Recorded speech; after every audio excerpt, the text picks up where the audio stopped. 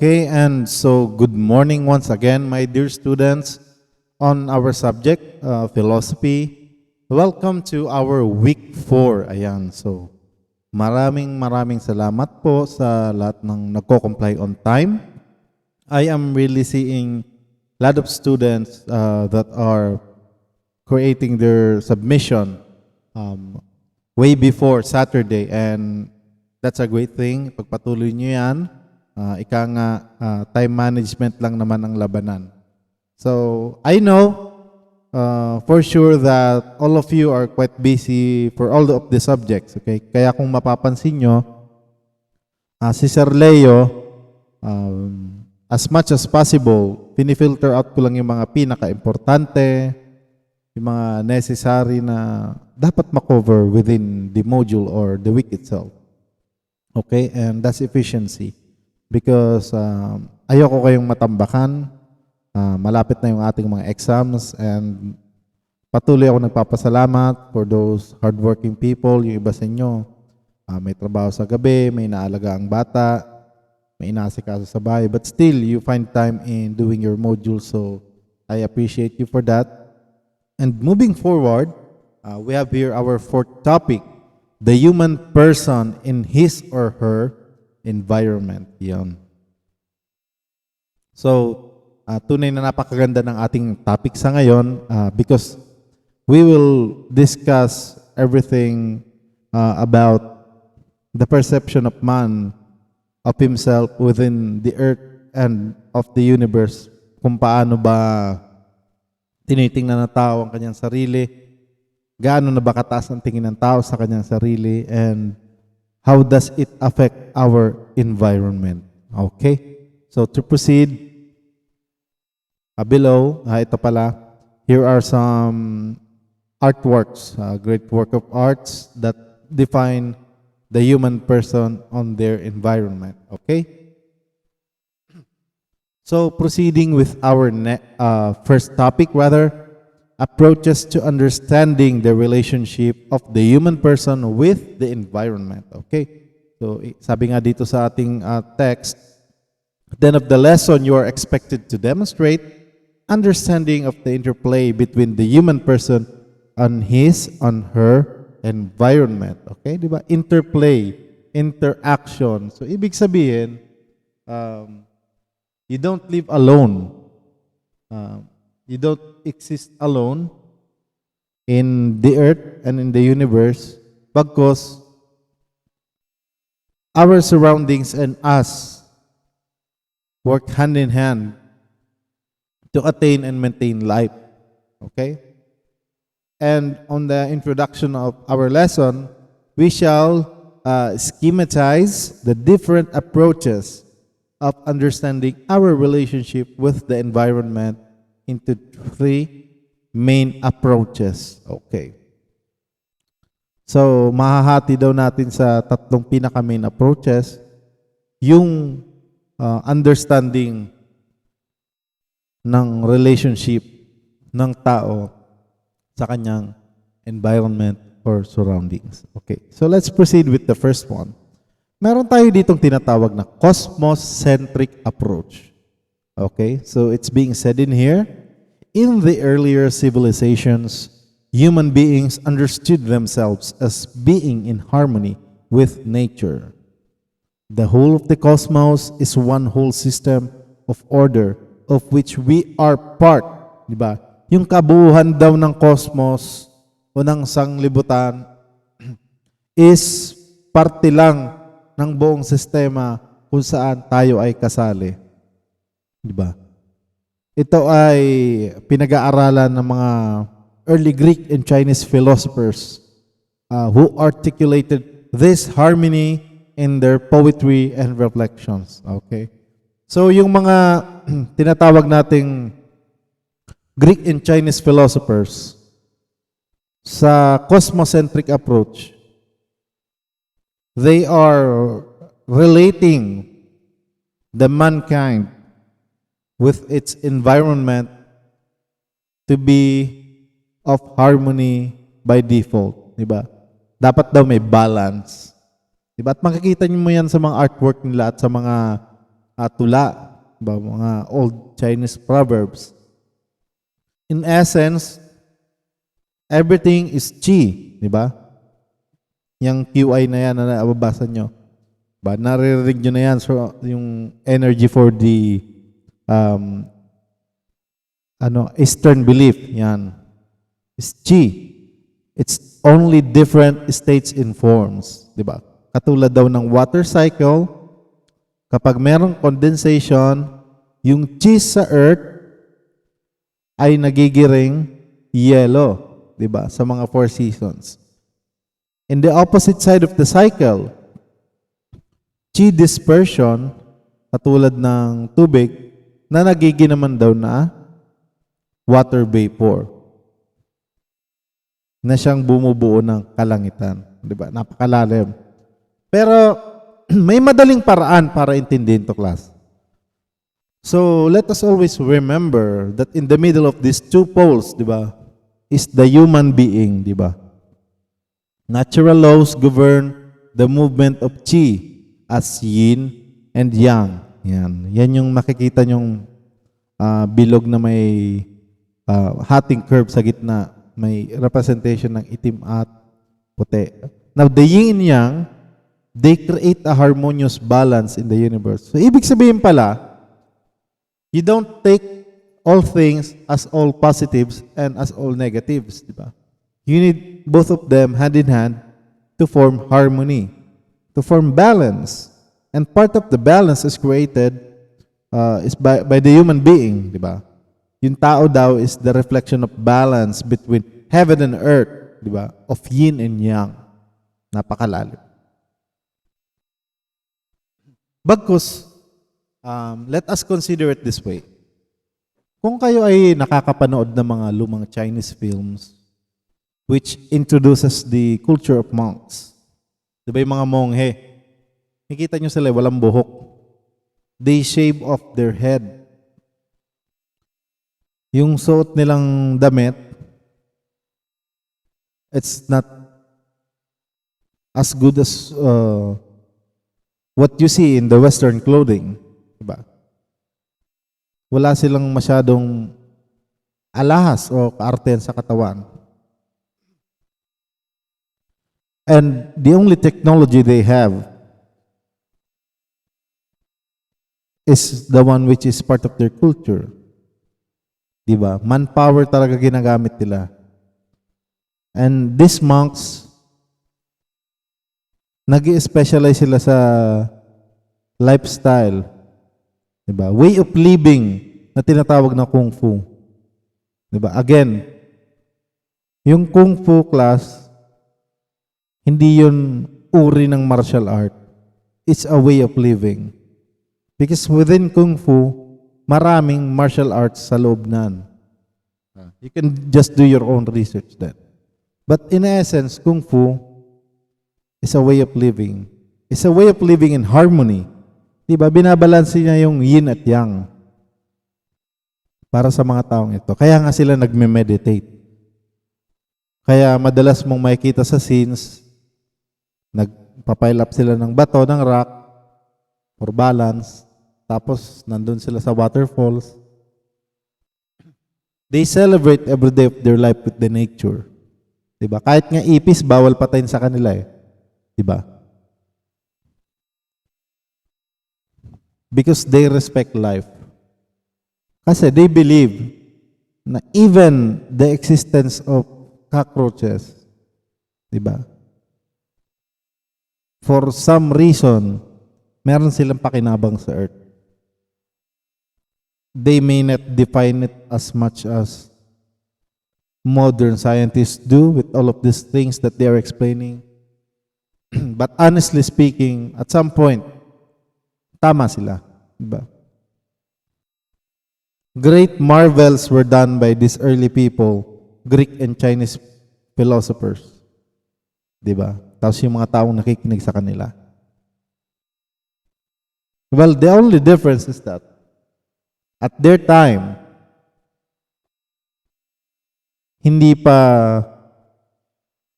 ganong ka-concrete yung paniniwala ng tao sa iba't ibang religions. Okay?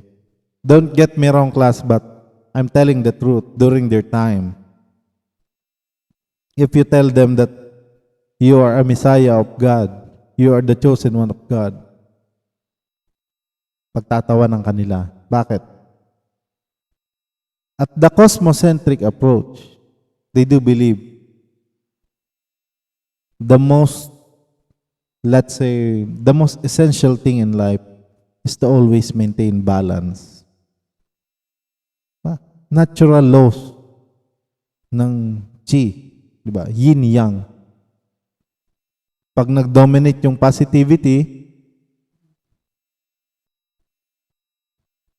magkakaroon pa rin ng imbalance. Pag nag-dominate naman yung negativity, magkakaroon pa rin ng imbalance, di ba? Kaya nga meron tayo tinatawag na concept of conflict. Para saan yung concept of conflict? Kung walang clash, kung walang internal and external conflict na tinatawag, hindi madedevelop ang isang bagay. It can never be developed. Bakit? Andun lang siya sa comfort zone niya. Diba? Tingnan niyo yung mga magsasaka ngayon.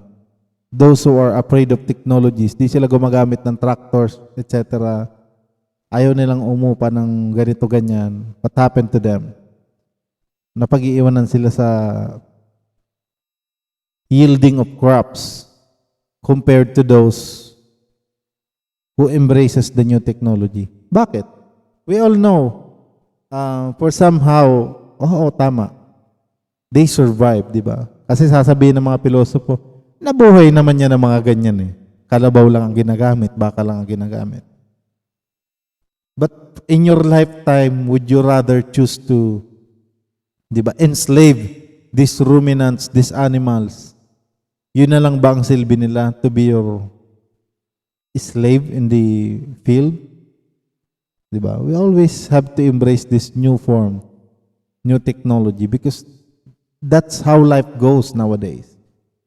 That's phenomenological. Di ba? Nangyayari. Kaya nga phenomenological. Logos. Di ba? Logic. It means if you will not go on with the balance, if you will not go with the flow, ba, on how the law of nature works at some point, magkakaroon ng imbalance sa nature at sa sarili mo bilang human being. So yun ang focus ng cosmocentric approach. Di ba? Preserving the divinity of the yin and yang on yourself to create harmony. Alright. Di ba? Ang sarap pakinggan ng philosophical approach nila. All you need to do daw is to create harmony. Hindi masyadong matapang at hindi rin masyadong mabait. Di ba?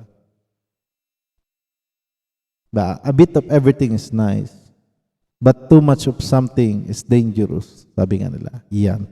Take note of that. Okay? So let us proceed with the second one. Okay? Tandaan nyo, when it comes to the cosmocentric approach, ang palagi nyo lang naman tatandaan yan is the maintaining of balance between the yin and yang and the maintaining of balance of qi or energy. Okay? So let's proceed with the second one. Now, we go to the theocentric approach. Wow. Sa mga di nakakaalam, the prefix theo pertains to God. Diba? Kaya nga, yung the study of God's scriptures and God's work, diba? Tinatawag na theology. Diba yung mga nagseseminarista? Yun ang course nila. They major in theology. Theos. Diba? Which means God-centric approach. It refers to an understanding coming from a religious interpretation. So magkaiba naman to sa cosmocentric, okay? This especially applies to the Judeo-Christian tradition on specific, okay? So yun yung example na ginamit dito. As specified in the creation story. Yan. Yan ay, we can date that all back into the story of Genesis. Diba? The story relates that after creating the world, all that is in it, including men and women, God said, "Go and multiply. Fill the earth and subdue it." The first man, Adam, was given the power to rest of creation. The creation story tells of how God entrusted the earth to man and women by giving them the role of stewards of creation. Di ba? Oh. Ito, may kwento ako dito. Quick background. Fan ako ng Bible dati, but not to the religious content. I mean, I would like to disclaim, I don't want to influence all of you guys. But syempre, as your teacher, I have to explain my side, di ba? Whenever an explanation is needed for something. Sa mga nagtataka, I only studied Bible for Bible's sake, for the sake of understanding it. Diba? But if you are reading it, literally, word by word, wala kang maiintindihan dyan. Remember, the Biblia, diba? The Bible. Diba? Sa Tagalog, Biblia. Diba? Kaya siya tinawag na Biblia or Bible itself. It's actually a library. It's a collection of books. What kind of books? Literature books. Those were the earliest forms of literature being written by apostles and some other people involved in the Bible. Diba? Marami pang ang kulang dyan. Diba? By the time that it was being edited out in the presence and in the gloriness of King James, di ba? Kaya nga meron tayo tinatawag na King James Version. Ibig sabihin, lahat ng libro or works of literature na naka-include sa King James Version, personal na sinala at dinedicate kay King James nung time niya. Diba? Bakit naman kay King James, teacher? Because at that time, he led the tinatawag natin crusade. Diba? He led the crusade para hanapin yung mga nawawalang Dead Sea Scrolls. Diba? Actually, wag lang kayo magugulat, marami pang gospel na di naka-include dyan. Because they only consider those one who is, yung sinasabi nila, in quotation mark, yung tinatawag nating guided daw by the Holy Spirit. Diba? But I don't stop in there, diba? Kasi in this theocentric approach, para mas maintindihan mo siya, you have to study beyond it. Diba? Para kang estudyante sa, nung hindi pa pandemic, para kang nasa classroom, if you only limit yourselves in the four corners of the room, wala. If you don't think outside the box, wala kang mapapala. There is no learning. Bakit? You only limit yourself into there. So ang ginawa ko, nagbasa ako ng mga libro na inumit nila sa Bible and I was surprised, diba? Sa Book of Enoch, tsaka sa Gospel of Judas, pati sa Gospel of Magdalene.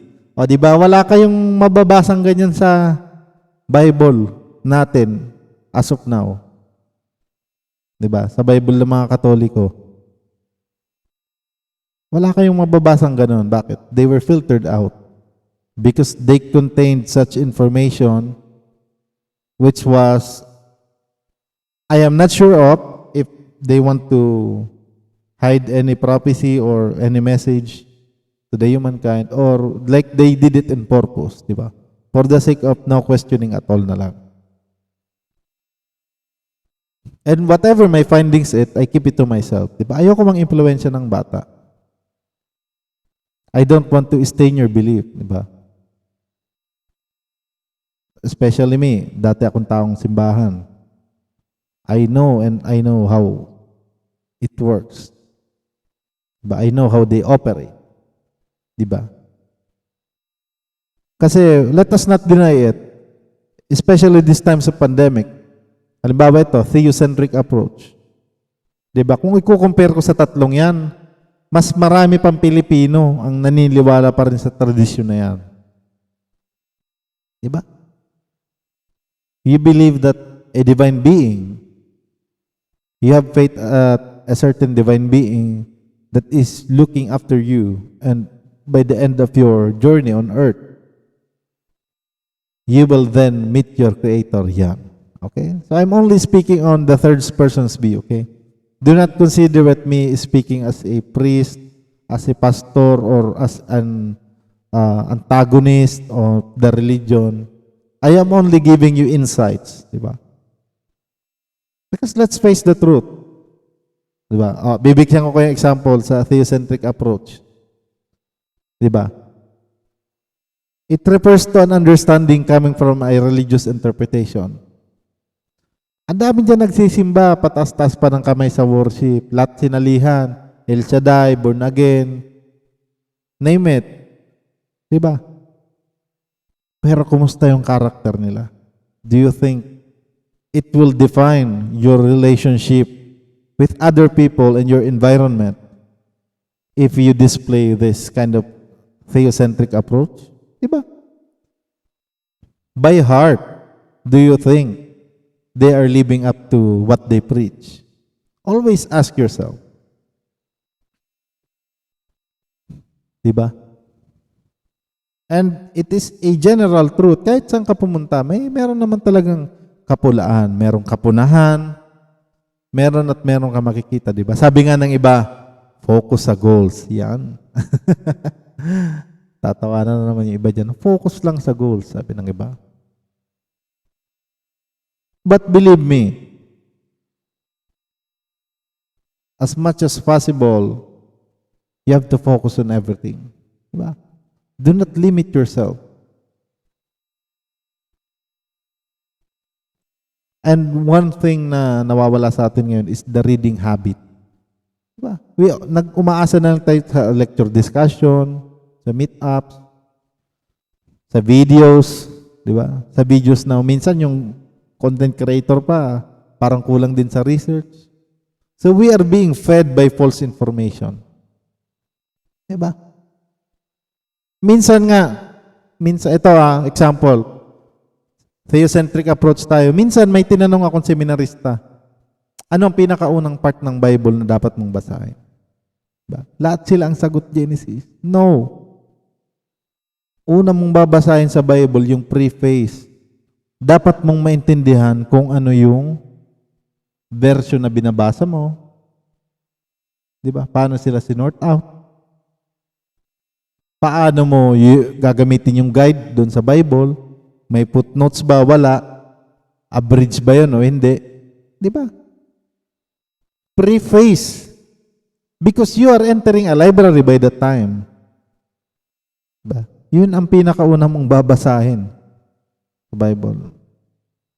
And I know by this time na nakikinig kayo sa lecture discussion na to, di ba? Bless you if you were able to think about that. Na yun pala yung una kong babasahin, di ba? Kahit sa Bible study noon, class, nag-a-attend ako ng Bible study noon. May nagalit na elder. Bakit? Bakit ko daw tinuturo yun sa mga kabataan na ang una nilang babasahin sa Bible ay preface. Di ba? Anong mali doon? On any book, una mong babasahin talaga preface dyan. Kaya nga, preface. Ba? Ano na nga yung Tagalog noon, nakalimutan ko. So, yan, yung parang paunang sulat. Di ba? And the creation story, it tells us how God entrusted the earth to man and woman. Again, I repeat, the God entrusted the whole world to us. Di ba? Sa kwento nga ni Adam and Eve, kung iisipin nyo, nagsisisihan palagi yung babae at lalaki, nagtuturoan sino daw ang unang nagkasala, etc. Baka nakakalimutan nyo. Di ba? May demon na involved sa kwento na yon in a form of serpent. Di ba? May demonyo sa loob ng garden na yon. And coming to think about it, ibig sabihin pala, sa mga bagay na ginawa ng Panginoon, nakakalabas-pasok rin yung mga demons. Yes, correct.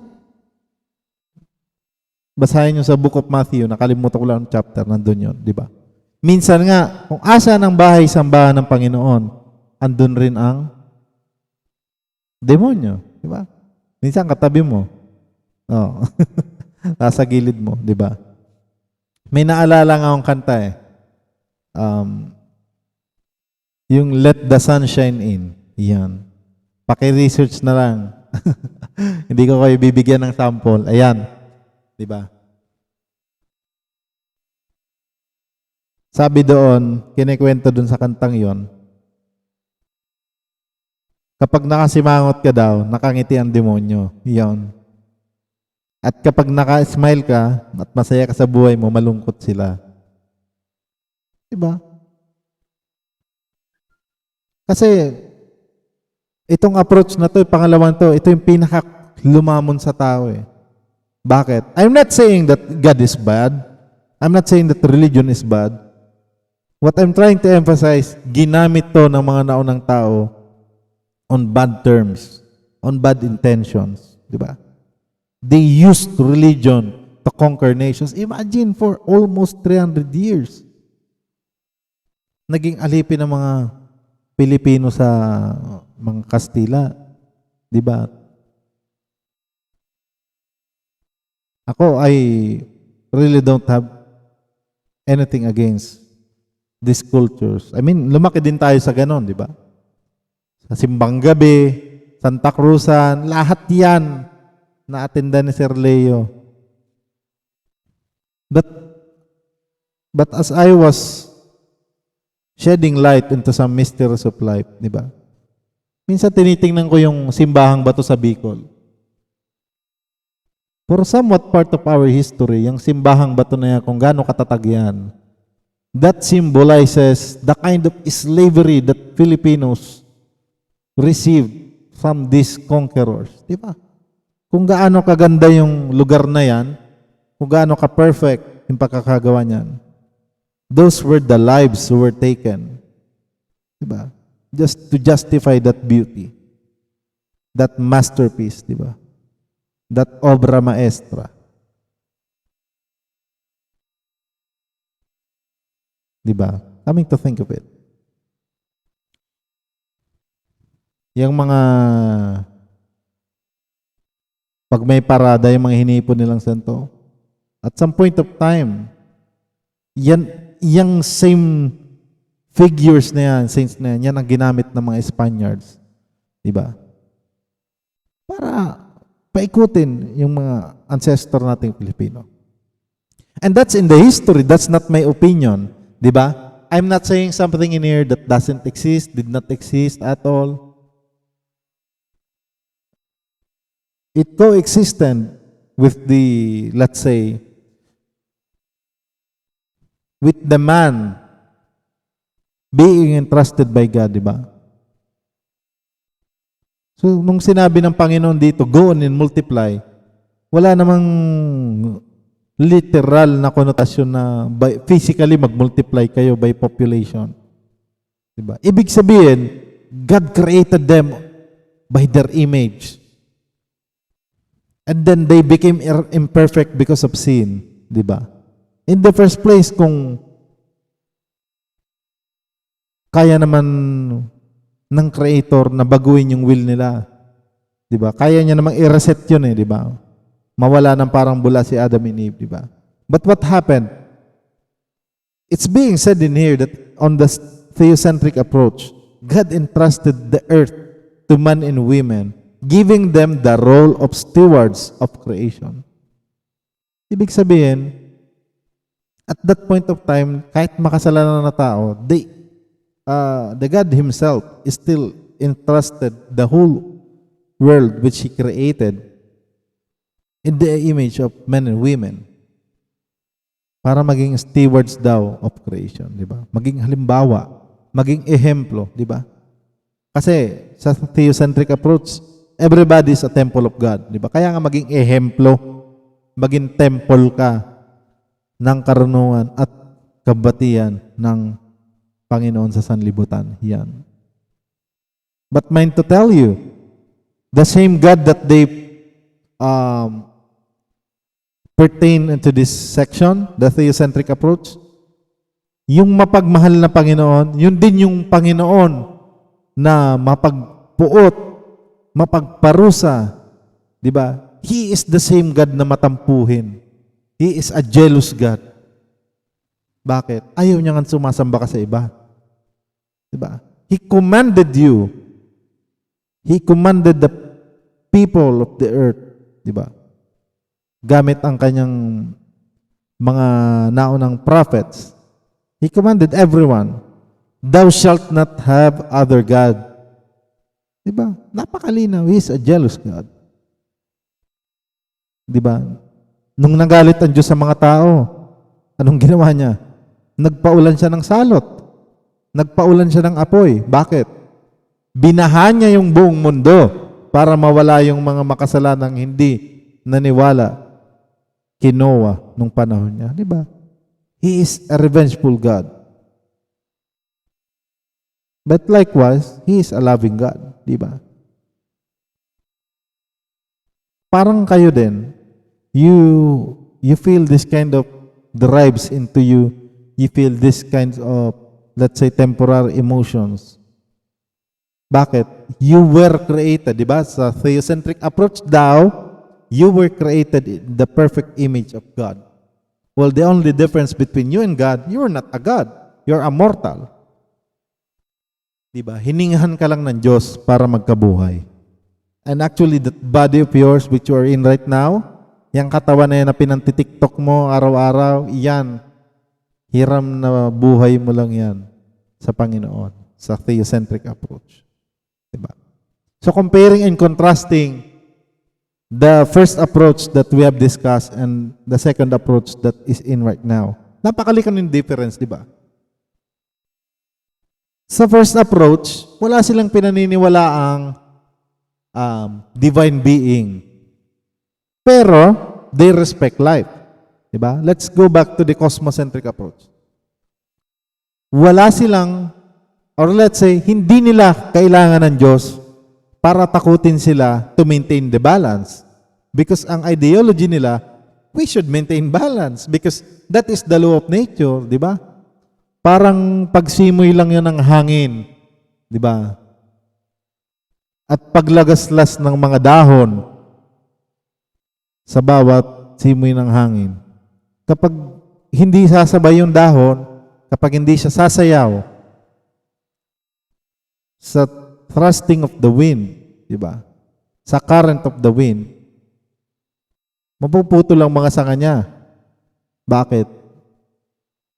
They should be flexible enough to maintain balance in their life. Di ba? Kaya nga ang bamboo yumuyuko yan pag hinahangin eh. Wala ka makikitang bamboo na patayo. Lahat yan, it's either going to left and right. O, di ba? Sa cosmocentric approach, they are reflecting on themselves, these monks, these people who are believers of this, in the chi energy na essential sa'yo para mabuhay. Kasi kailangan mo ng balance. Dito naman, sa theocentric approach, you have to live life pattern to what God gave out as an instruction, di ba? Asan yung instruction ng Diyos? Sa Bible. Yan, yung Bible, yan ang sinasabi ng mga nasa theocentric approach. Yan ang sinasabing manual ng buhay. Everything and everything na mararanasan mo within your life, isa yan sa mga kwento dyan. Di ba? So take time to reflect. If you're someone who is really avid of reading these biblical stories, di ba? Wag lang verse. Kasi yung iba pinagmamalaki, ay marami akong kabisadong Bible verse, for God's sake. For once in your life, try to alleviate that kind of ignorance, ha? Ang dami ko naririnig na ganyan, verse lang ang kinakabisado. Di ba? Kung sa kwento, you're only telling me a sentence of two of the story. You should tell me the whole chapter, di ba? Yan. So rather of, let's say, exploiting your mind na mag-memorize ng mga Bible verse na to, intindihin mo na lang yung kada chapter. Yun lang naman yung essence nun eh. Di ba? And I know, somehow, ikaw na nakikinig ka ngayon, interesado ka man o hindi interesado, kapupulutan mo ng aral to. Di ba? Lalong-lalo na yung sa sinabi ko. Diba? I-share mo to sa magulang mo. You should read the preface of the Bible. Magugulat ka. Hindi ko na ikikwento. It's up to you to find out. Diba? Okay? So much for that. Para mas maalala nyo at mag-retain sa utak nyo. When we say cosmocentric, it pertains to an energy being called as Qi and to the balance being called as Yin-Yang. Sa theocentric naman, ito yung God-centric approach. Okay? Alright.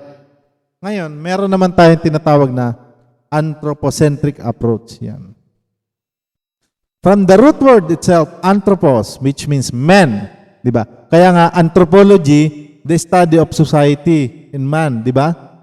Anthropos, man, and centric, it's like theocentric approach that puts the human person in dominion over the earth.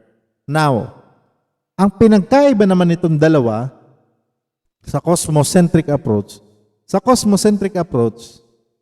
tayo yung mas lower being kaysa sa nature itself, di ba? Ito naman baliktad. Dito, tayo ang dominant over the earth. Diba?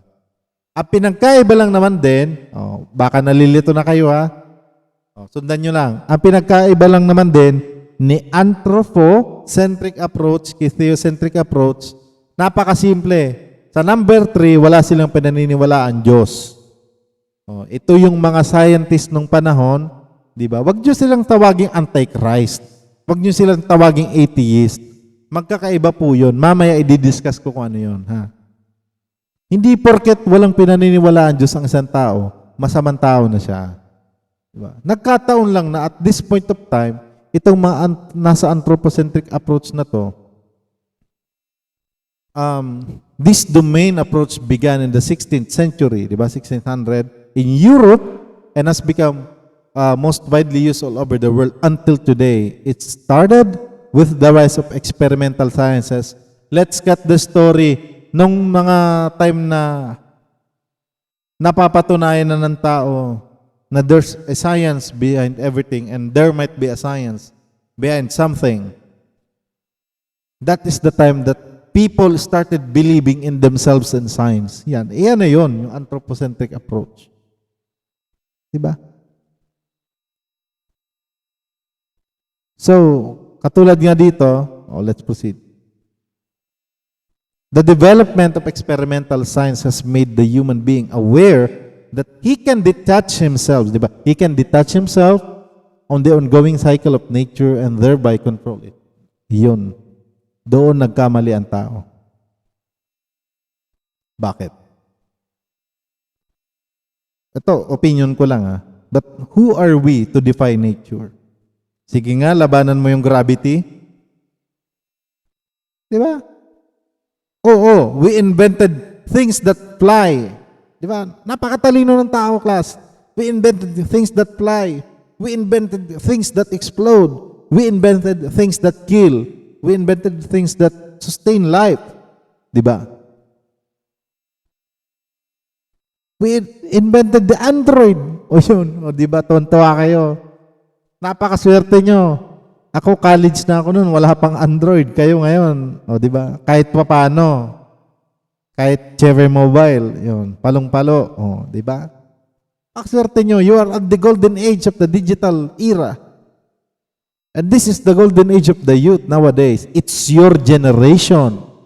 But what's happening, di ba? Ito, medyo lalakasan ko para magising-gising yung iba. Yan. Believe me, anthropocentric approach, anong resulta nito? Ang dami sa atin ang naging narcissistic. It's as if every day of your life, every like, every react, every comment matters to you. Para kang mamamatay pag di nila like yung video mo. Di ba? Pag may nag-angry react sa video mo, sa picture mo, para kang nasusura. It's as if it's part of your character or personality. Di ba?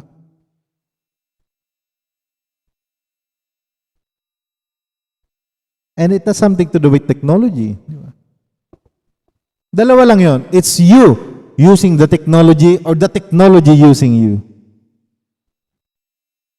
Di ba? Sa Medlit, tinuturo ko yan. It's only two things. Ginagamit mo yung teknolohiya o ginagamit ka niya. Asang ka doon. Di ba? Maging honest ka sa sarili mo. Asang ka doon. Di ba? Gusto mong ipakita sa lahat, you are a perfect embodiment of someone. Di ba? Hindi po ako nagagalit. Ini-explain ko lang. Yan. Ini-explain ko lang na may inexplicable na narcissism akong na-observe nowadays. Diba? Minsan nga may nakita ko dyan, elementary. Oh, biglang sumusulpot kung saang link, nagsisexy dance. And it's not appropriate on their age. Diba? Adulteration.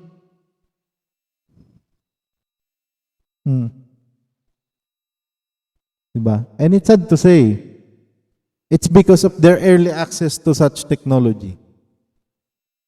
Tandaan nyo itong sasabihin ko, class. Itong part na to, itong 42 minutes and 40 seconds na to, technology and money in itself is not evil. Di ba? Huwag nyo sasabihin masasama ang teknolohiya kasi pumapatay, kasi nakakadegrade ng tinatawag nating moral ng tao. Di ba? Sisihin nyo yung mga users. Itong mga bagay na ito, wala namang mga buhay yan. Artificial technology, artificial intelligence, hindi naman gagana yan pag walang program. Believe me. Diba? They might or they may be, let's say, as advanced as they seem, but at the end of the day, they are just but piece of technology. Di ba? So why be a slave to this kind of thing? Minsan may nagtanong sa akin, anong gagawin namin, sir? Ito lang nang alam namin. No! Yan lang yung alam mo kasi nilimit mo yung sarili dyan. Di ka nag-explore. Diba? Tinamad ka, it's up to you. Labas na ako doon. Diba? O kayo sa generation nyo ngayon, tatanungin ko kayo, ilang libro na ang nabasa nyo from end to end? Wala. Because the reading habit has gone. Diba? The reading habit was gone. Buti nga ngayon may module eh. Kaya ako, nilalagay ko sa video ko, hindi na yung mukha ko yung module na eh. Diba? Para nakakapagbasa naman kayo. Okay? And dito, ito gusto ko itong i-emphasize. Pharmaceutical sciences test their medicines against placebo in order to see how much the invested pill alters existing conditions. At this point of time, I'm sad to say, and to confirm. The whole COVID thing, it was a mess. It could have that it was planned. It was devised all along. And we are just all part of this great experiment worldwide. You'll never know, di ba? Ako, I don't believe that it came out from nowhere. Di ba? Again, i-emphasize ko sa inyo, masama ba yung virus? Ngayon, i-define ko sa inyo ang virus at my point of view as a science major, di ba? It's just a strand of RNA. Diba? Ribonucleic acid. Paano naging masama yun? Di ba? Naging masama yun kasi kinatalyze ng tao, nagkaroon ng human intervention, in-empower nila yung virion, in-encapsulate nila in a corona form, naging coronavirus. Diba? I do believe it was man-made in itself. Oo, magmumutate niyan, but not that fast. E di sana lahat ng jellyfish may mga mata na ngayon, di ba? Mutation baka mo? Wala pa yung mga dinosaur sa Earth. Uy, wala ka pa, may jellyfish na. Bakit wala pa rin mga mata yung mga yan? Diba? Di sana may kilay na yung mga mga palaka. Mutation. Oh. Mutation is something very gradual that it would take billions of years para mag-occur. Millions, billions of years. Diba? Katuldok lang yun sa average lifespan ng tao, which is ranging from 50 to 60 years old sa Pilipinas. Wala pa sa 0.000002. Ang layo. Diba? And then, here is this someone explaining how the virus works to me.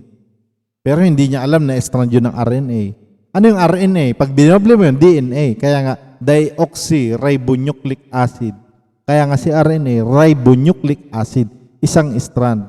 Kaya di ba sa science niyo, pag tinabing DNA, double helix. Pag RNA, single helix. Yun yung delikado sa tao. Na kapag yung RNA na yun, nakapag-encode sa katawan mo ng false information, tatamaan lahat ng organs mo. Where in the case of the COVID, the so-called COVID, it is a form of coronavirus which will induce severe acute respiratory syndrome. Diba? Kaya nga SARS-CoV.